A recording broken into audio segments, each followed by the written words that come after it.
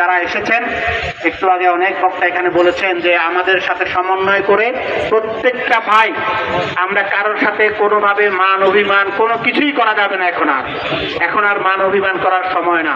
আমরা মনে করি স্থানীয়রা হয়তো আমাদের মূল্যায়ন করতেছে না, আবার স্থানীয়রা মনে করে ঢাকার লোকজনে বেশি ভাব দেখায়, চট্টগ্রামের লোকজন আসে ওনারা একটু ভাব দেখায়। আমাদের কারোর মধ্যে ইসলামী আন্দোলনের কর্মী ছাড়া আমরা কেউ না। আমাদের মধ্যে সকল রকমের দ্বন্দ্ব, সকল রকমের মতবিরোধ, সকল রকমের অন্তরকে পরিষ্কার করে আমরা ইসলামী আন্দোলনের জন্য কাজ করে যেতে চাই।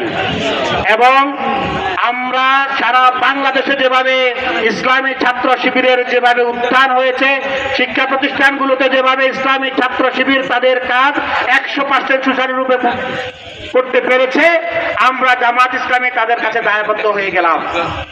আমরা যদি আগামী নির্বাচনে যেই কথাটি এসেছে, আমাদের মানবিক রাহবার ইসলামী আন্দোলনের, বিশ্ব ইসলামী আন্দোলনের অবিসংবাদিত নেতা ডক্টর শফিকুর রহমানকে যদি বাংলাদেশের প্রধানমন্ত্রী হিসেবে কারা কারা দেখতে চান,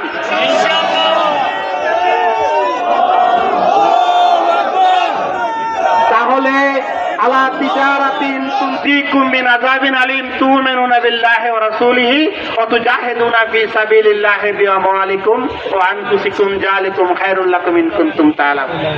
তাহলে আমাদের ব্যবসাটা কি? আল্লাহর রাহে জীবনটাকে দিয়ে দেয়া। আমাদের প্রতিটা ফোঁটা রক্তকে, আমাদের যে রাহবরেরা, আমাদের যে নেতৃবৃন্দ রক্ত দিয়ে আমাদেরকে রক্ত দেয়া শিখিয়ে গেছে, আমরা জাতিকে মুক্ত করার জন্য আমরা মনে করি, যেমনি করে আপনারা অনেকেই জানেন যে বালু ট্রাক সরানোর জন্য, খালেদা জিয়াকে মুক্ত করার জন্য মালিবাগে আমার ভাই রক্ত দিয়েছে, ইসলামী ছাত্র শিবিরের সদস্য শাহাদাত বরণ করেছে। আমি আমাদের বন্ধু প্রতিম সংগঠনকে জানিয়ে দিতে চাই, আপনারা আপনাদের নেতৃবৃন্দকে আপনারা মুক্ত করতে পারেন নাই। আপনারা তারেক সাহেবের মামলা আপনারা উদ্ধার করতে পারেন নাই।